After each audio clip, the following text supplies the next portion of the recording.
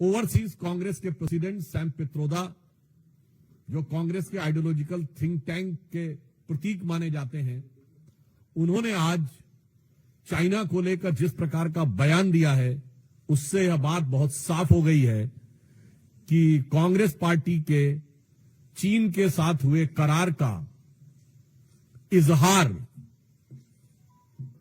Sam Pitroda ने दिन दहाड़े कर दिया है।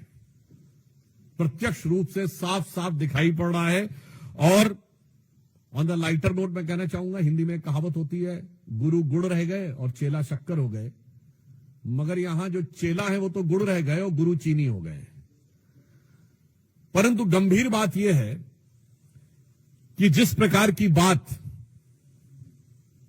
सैम पित्रोदा जी ने कही है, वो भारत की अस्मिता, भारत की कूटनीति और भारत की संप्रभुता पर बहुत गहरा आघात है।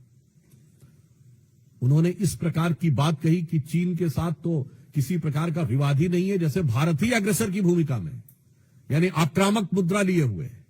और ये कोई उनका अलग बयान नहीं है। जो ओवरसीज कांग्रेस के चीफ हैं, यानी समुद्र पारी कांग्रेस के प्रमुख हैं। अब समुद्र पार से तो सोरस के सुर भी कांग्रेस के साथ मिलते हुए नजर आते हैं, परंतु यहां पर एक बहुत गंभीर बात है कि जो कुछ सैम पित्रोदा ने कहा है, यह कोई आइसोलेटेड इवेंट नहीं है, आइसोलेटेड स्टेटमेंट नहीं है। इसी भाव और इसी विचार के अनेक स्टेटमेंट राहुल गांधी पहले दे चुके हैं। याद करिए, राहुल गांधी जी ने विदेश में क्या कहा था कि चाइना ने बड़ा संघर्ष करते हुए ऊपर उठने का उदाहरण प्रस्तुत किया है उन चुनौतियों के बीच से। आपको याद हो, अभी कुछ दिन पहले के अपने विदेशी दौरे में क्या कहा कि चाइना ने अनएम्प्लॉयमेंट को बहुत अच्छे तरीके से टैकल किया है, जबकि फैक्ट ऑफ द मैटर है इस समय चाइना में एम्प्लॉयमेंट रेट 24% है।